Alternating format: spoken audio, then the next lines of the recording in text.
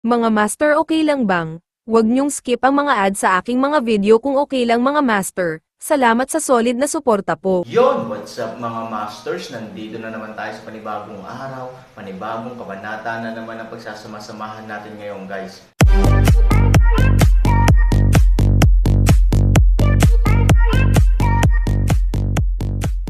Bali mga masters, kung bago ka pa lang po sa aking YouTube channel, please click the subscribe button, lalong-lalo na po yung notification bell guys, para maging connected pa rin tayo sa isa't isa at maging updated kayo sa mga susunod ko pang video. Bali mga masters, bago natin umpisahan ng kwento ay mag-shoutout po muna tayo para sa mga solid nating tagapakinig. Shout out kay Ace Manalo. Shout out kay Lars. Yun na nga mga masters, no? Bali hindi na ito patagalin. In 3, 2, 1, let's go! Kubo. Makatuwirang sabihin na sina Shinji at Mobate Ian ay medyo kalmadong tao. Pagkatapos ng lahat, sila ang mga helmsmen ng lumang makapangyarihang puwersa ng pamilya ng demonyo, ngunit sa sandaling ito, sila ay ganap na hindi matatag. Direkta silang nakikinig sa mga salita ni Aaron at gumawa ng kakaibang ingay. Naisip nila na hihilingin sa kanila ng Aaron na tumulong sa pag-aayos ng kaukulang mga taktika upang matigil ang pagtugis. Sa makatuwid, nang tumugon sila, iniisip na nila ang mga kaukulang taktika ayon sa kanilang sariling karanasan at pag-unawa, upang mapadali ang Aaron. Kung kinakailangan, maaari silang magbigay ng tulong sa oras. Pero who the fuck can think of? Dumating siya sa isang kubo. Kailan ito? Nasusunog ang iyong puwet at naghahanap ng kubo. Kung hindi dahil sa Aaron, gustong patayin ni Shinji at Mobate Ian ang bastard na ito ng direkta. Matapos sumigaw ang Northern Devil, nagtiis siya, ibinaba ang kanyang ulo at sinabing, "Sabi ko Aaron, kailan pa? Ikaw, kahit may 3 emergency ang mga tao, hindi mo ba kayang tiisin kapag lahat ng ito?" "Oo, 3,000. Nasa likod lahat ng humahabol. Humanap muna tayo ng ligtas na lugar." Nag-aalala ring sabi ni Shinji. Umiling si Aaron na may matatag na saloobin at sinabing, "Kilalang-kilala mo ang lungsod at nakita mo na ang mapa ng buong lungsod. Hindi dapat maging mahirap para sa iyo ang problemang ito. So, sagutin mo ako, by the way, the more smelly the thatched cottage is, the better." Tumingin sa akin sina Mobate Ian at Shinji at tumingin ako sa iyo. Halos magtama ang mga mata nila. Ano itong kakaibang ugali? Naghahanap ng mabahong tao sa kubo.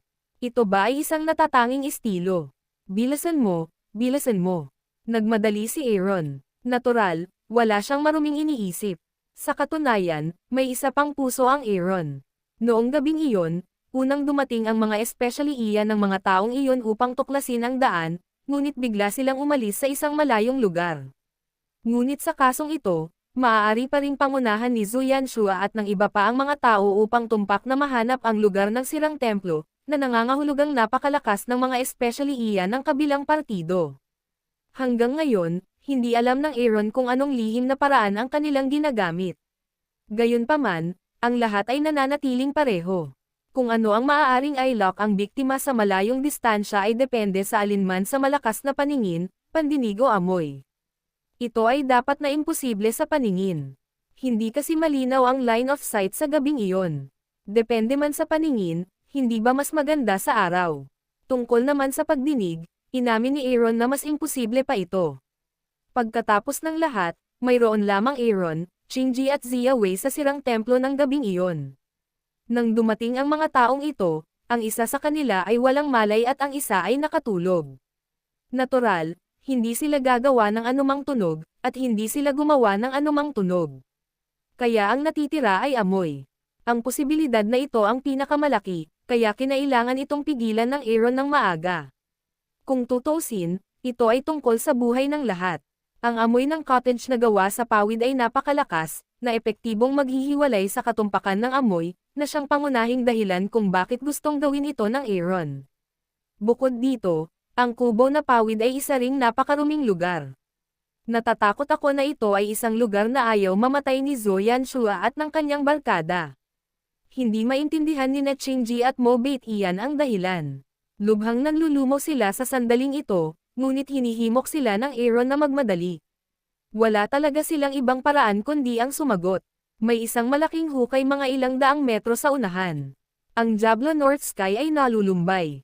Tumango si Aaron, tumingin sa lahat at sinabing, makipagsabayan sa lahat ng bilis. Pagkatapos noon, mabilis na naglakad si Aaron patungo sa harapan, naiwan lamang sina Changji at Mobait Ian na nagkakagulo, ganyan bang baka, ganyang biro, pumunta sa banyo at sumunod ang lahat, gayunpaman, sa anumang kaso, hanggang ngayon, maaari lamang nilang iwagayway ang kanilang mga kamay, at sinusundan ng isang grupo ng mga tao ang Aaron hanggang sa Maokeng, ilang sandali pa, dumating ang isang grupo ng mga tao sa malaking hukay sa bakanan ng Diablo sa hilagang langit, nang ang baho ay napakalakas na ang isang grupo ng mga tao ay hindi maiwasang hawakan ang kanilang mga ilong at hamakin ang kanilang mga mukha, si Aaron, na nakatayo sa harapan, ay nagpakita ng isang napaka-excited na ngiti, na nagpamanhid sa anit ni Changji at Mobait Ian. Gayunpaman, hindi ito pinansin ng Aaron at sinabing, lahat, humanda, natigilan ng isang grupo ng mga tao nang marinig nila ang talumpati, inilagay pa ni Magic Bait Ian ang kanyang mga kamay sa baywang ng pantalon, gayunpaman, sa oras na ito, biglang tumalikod ang Aaron at binalot ng enerhiya ang lahat. Pagkatapos ay tumingin siya sa pangolin at tumango sa isa't isa. Hinawakan ni Aaron ang pangolin sa kanyang kamay, at ang pangolin ay biglang nag-drill sa kanyang katawan. Wow! Naramdaman na lang nila na walang laman ang kanilang mga paa at madilim ang kanilang mga mata. Nang imulat nila ang kanilang mga mata at umangkop sa kapaligiran, bigla nilang nalaman na mabilis silang lumilipad sa ilalim ng lupa sa oras na ito. Ang bilis ng grupo ay napakabilis, at ang lalim ng pagbabarena ay hindi masyadong mataas. Ilang sandali lang, may dumating na grupo ng mga tao sa lalim na humigit kumulang 20 metro. Nagulat sina Changji at Mobait Ian. Hindi talaga nila akalain na makakapag-operate ng ganito ang mga kaibigan ni Aaron. Magtatago ba tayo sa ilalim ng lupa? Ang ganda talaga ng lugar na ito, pero ang tanong gaano na ba tayo kalalim ngayon? Sabi ni Changji, mga 20 metro, sagot ng pangolin. Bahagyang tinansya ni Changji na, sa katunayan, ang lalim na ito ay maaaring hindi masyadong malalim, ngunit ito ay karaniwang isang napakaligtas na distansya. Bagaman sapat na ang lalim, sa tansya ko ay magtatagal ang paghahanap. Sa ngayon, napakaraming tao sa lugar na ito, ngunit walang masyadong masasarap na pagkain. Ano ang dapat nating gawin? Nag-aalala si Devil Bait Ian. Ngumiti si Pangolin. Hindi tayo mananatili dito. Hindi ba mananatili dito? Nagulat sina Changji at Mobait Ian. Talagang nabigla sila at mahirap intindihin. Dahil wala ako dito. Ano ang layunin ng mga taong iyon na pumunta dito? Mag-transfer ka pa ba? Talikod muna kayong lahat, ngumiti si Pangolin. Bagamat ang isang grupo ng mga tao ay hindi nakakaunawa, ginagawa pa rin nila ito ng masunurin. Matapos tumalikod ang mga taong ito, inilabas ng Pangolin ang 8 aklat sa kaparangan na nakatago sa kanyang sarili at ibinigay ang mga ito sa Aaron. Matapos matanggap ang makalangit na aklat, hindi napigilan ni Aaron ang paghinga. Pagkatapos ng mahabang pag-iisip tungkol dito, natural na makita itong ligtas muli. May mga tawanan, aliw at kung ano-ano pa. Sa madaling salita, napakasaya ng Aaron. Alam niya na ang mga taong nag-aalala at nami-miss niya ay nasa sarili niyang mga kamay, hindi kalayuan.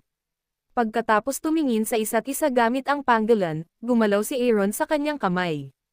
Pagkatapos, direktang pumutok ang isang ilaw sa 8 wasteland book. Pagkaraan ng ilang sandali, isang grupo ng mga tao, kabilang ang pangolin, ay nawala sa lugar. Sa itaas ng orihinal na lugar, mayroon lamang isang maliit na volume na nakalubog sa lupa. Oo, dinala ng Aaron ang lahat sa mundo ng Tianshu. Bagamat tila pinakaligtas na hayaan ang pangolin na dalhin ang Tianshu ng mag-isa sa labas, pagkatapos ng lahat, kapag ito ay natagpuan, halos mas madaling magtago muli sa kakayahan ng pangolin sa lupa. Ngunit si Han Sanchen ay may sariling konsiderasyon, at least, iniisip niya na kung walang tao, baka mas ligtas kung bagay lang doon. Ito ang pinakaligtas na paraan para gawin ito kapag hindi ka makahawak ng malinaw at halos mahuhusgahan lang na may pang-amoy ang kabilang partido. Habang kumikislap ang isang puting ilaw sa harap ng lahat, nang muling imulat ng lahat ang kanilang mga mata, lahat sila ay tulala. Ngayon pa lang ay nasa madilim at walang hangganang lupain sila, ngunit sa isang kisap mata, nasa lunti ang mundo na sila na may magagandang bundok at ilog. Ito ay Gayunpaman, si Shinji at Mobitian ay nakatayo sa kinaroroonan nila sa oras na ito at hindi nang ahas na kumilos. Pagkatapos ng lahat, para sa kanila, ang kanilang pag-iisip ay nasa putik pa rin, at ang kanilang natural at random na paggalaw ay tiyak na haantong sa malubhang kahihinatnan na maaaring hindi nila alam. Casual na ngumiti si Aaron at dirdiretsong naglakad patungo sa bamboo hut sa di kalayuan. Ang kubo ng kawayan ngayon ay nananatili pa rin ang hitsura nito, ngunit ang mga pagbabago sa pagyanig ng lupa ay naganap sa paligid nito, daan-daang metro ang layo mula sa gitna nito, sunod-sunod na hanay ng mga bahay na gawa sa kahoy ang nakapaligid dito. Hindi na kailangang sabihin, alam din ng Aaron na ito ay dapat na, mga dormitoryo, ng mga kapatid ng misteryong alyansa sa pintuan ng bahay na kawayan. Sina Ningyo at Foley ay abala sa paglilinis ng lupa sa labas ng bahay na kawayan. Sa oras na ito, tumakbo si Mo pabalik at nakita ang isang pangkat ng mga tao at mga kabayo na papalapit sa gilid na ito. Nagulat sila nung una, pagkatapos, nang makita nila ang pinuno, ang kanilang mga mukha ay ganap na natigilan, at ang mga bagay sa kanilang mga kamay ay biglang nahulog sa lupa. Nang marinig ang tunog ng isang bagay na bumagsak sa lupa, si Ivory, na abala sa pagluluto sa loob ng silid, ay kakaibang inilabas ang kanyang ulo at natamba. Nang makita niya ang figurang pinakapamilyar niya sa kanyang buhay na tumatakbo palapit sa kanya, maging ang kutsara sa kanyang kamay ay nahulog ng husto sa lupa. Storytelling channel sa YouTube. Tatay. Sa kanyang paanan, nakita rin ni Hanayan ang figure at mamulong. Ilang saglit lang, puno ng saya at pananabik ang kanyang maganda at magandang munting mukha. Kinaladkad niya ang pantalon ni Ivory at tuwang-tuwang tumalon sa pwesto. Nay, si tatay, bumalik na si tatay. Nakita nila ang Aaron. Obviously, nakita din sila ng Aaron. Tuwang-tuwa sila. Paanong hindi masasabik ang Aaron? Mula nang pumasok sa mundo ng disyerto, palaging inilalagay sila ng Aaron sa mundo ng Tiansho dahil masyadong mainit. Pagkatapos noon, kahit ligtas na lumabas doon si Aaron, hindi siya pumasok para makita sila dahil moldite siya at ayaw niyang mag-alala kay Suyingxia. Sa paglipas ng panahon, hindi ko alam kung ilang araw at gabi, paanong hindi niya ito palalampasin. Haha, 3,000, ikaw talaga. Nang lumapit ang Aaron, talagang natukoy ni na Foley at Ningyu na hindi sila nananaginip. Excited sila, walang gaanong libu-libong salita, ang ilan ay isang yakap lamang, hindi alintana ang mga lalaki at babae. Matapos hawakan, tinulungan niya si Lee na ngumiti at tumingin sa mag-ina ni Ivory sa pintuan. Hindi na inalis ni Aaron si Ivory mula nang bumalik siya. Kahit saglit, alam nilang lahat kung sino ang pangunahing tauhang babae ng Aaron. Sa pagtingin sa mga sumusunod na tao, tulad ni Mobate Ian at Shinji, ngumiti lang sila para paalalahanan sila na huwag istorbohin, kundi tanggapin din sila sa ganitong paraan. Huminto din ang Mobitian Gang at tahimik na tumingin sa pamilya Aaron. Si Ivory ay may luha sa kanyang mga mata. Bagamat paulit-ulit niyang sinasabi na gusto niyang lumayo sa Aaron, siya lang ang nakakaalam kung gaano niya ito kamahal at namimiss. Sa labas ng ilang sandali, maraming araw at gabi sa mundo ng Tiansho, at namimiss din niya kung ilang araw at gabi ang Aaron. Ngayon, sa wakas ay bumalik na siya. Paanong hindi nasasabik na umiyak si Suyingxia? Nagkatinginan ang dalawa. Sa sumunod na segundo, hindi pinansin ni Aaron ang iba at mahigpit na niyakap sina Ivoro at Hanayan sa kanyang mga bisig. Sa ngayon, 3 na lang sila at ang pamilya na lang nila ang natitira sa mundo. Sa kabilang panig, narinig din ni Wang Simon at Chen Shuang ang balita ng pagbabalik ng Aaron. Sa oras na ito, ibinaba nila ang kanilang trabaho. Isang grupo ng mga tao ang sumugod sa labas ng bahay na gawa sa kahoy at sumugod hanggang sa bahay na kawayan. Maya-maya, nagkaroon ng dagat ng mga tao sa labas ng bahay na kawayan. Sa gitna ng karamihan, ilang beses lang nakipagpunyagi si Ivory matapos siyang hawakan ng mahigpit ni Aaron. Sa wakas, masunurin siyang yamakap sa kanyang mga bisig at tahimik na umiyak. Sa mahabang panahon, nang sa wakas ay nagising na sila mula sa pagkakalubog sa mundo ng 3 tao, nakita na ng mga hanay ng mga tao sa labas na ngumiti ang kanilang mga tiyahin. Biglang namula si Ivory, marahang itinulak si Aaron palayo at dumiretso sa bahay. Ngunit pagkaraan lamang ng ilang hakbang sa loob, biglang huminto si Ivory, "Gutom ka ba? Malapit nang maging handa ang pagkain. Pero hindi ako ang tiyahin sa kusina. Hindi ako marunong magluto ng napakaraming ulam, kaya, ngumiti si Aaron, tumalikod at pinandilatan ang lahat, anong problema? Lahat kayo ay mga aso. Hindi ko nakita ang iba na nagpapakita ng pagmamahal.